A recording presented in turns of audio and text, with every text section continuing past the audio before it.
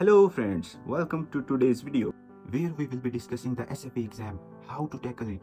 So sit back, relax and let's dive right in. This video is intended for the students who are curious about and apprehensive regarding the SFI exam. If you are seeking information about what SFI entails, the number of modules it consists of, the exam process, the type of question you can expect, then this video is tailor-made for you. I want to take a moment to reassure you that SFI exam is truly within your reach.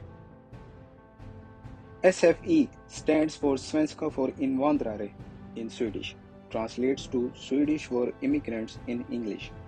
The SFI course is divided into 3 modules, namely B, C and D, which must be completed respectively. Passing the B module requires a basic ability to communicate in Swedish, such as if you are able to introduce yourself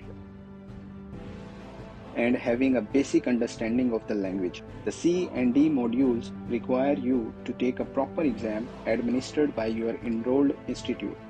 The exam's criteria and question types are the same for both the C and D module.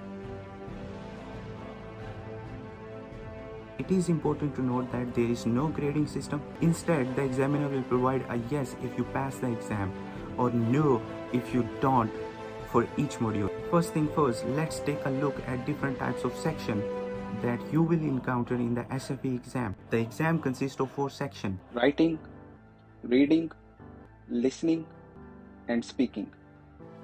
Right now, we will be discussing the written assignment of the SFI exam.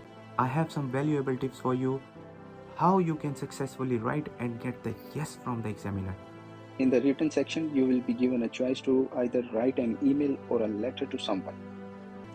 This is your opportunity to showcase your writing skill, so choose wisely. So here is tip number 1. There are no word restrictions for this assignment. However, it is essential to focus on the structure.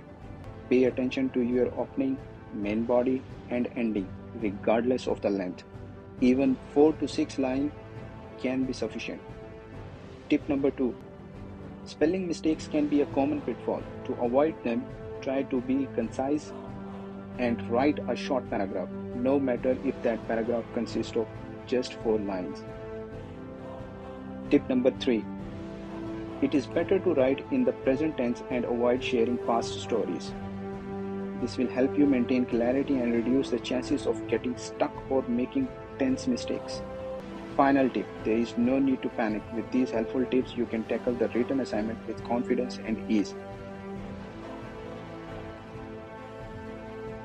To summarize, choose your email or letter topic wisely.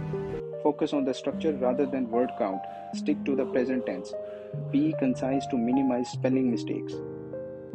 And always remember that passing the written assignment is within your reach. If you are interested in learning about the other sections of the SFI exam, obtaining valuable tips to help you succeed, leave a comment and make sure to subscribe. I will be uploading the video soon covering speaking, listening and reading section of the SFI exam. So stay tuned, I'll see you in the next video.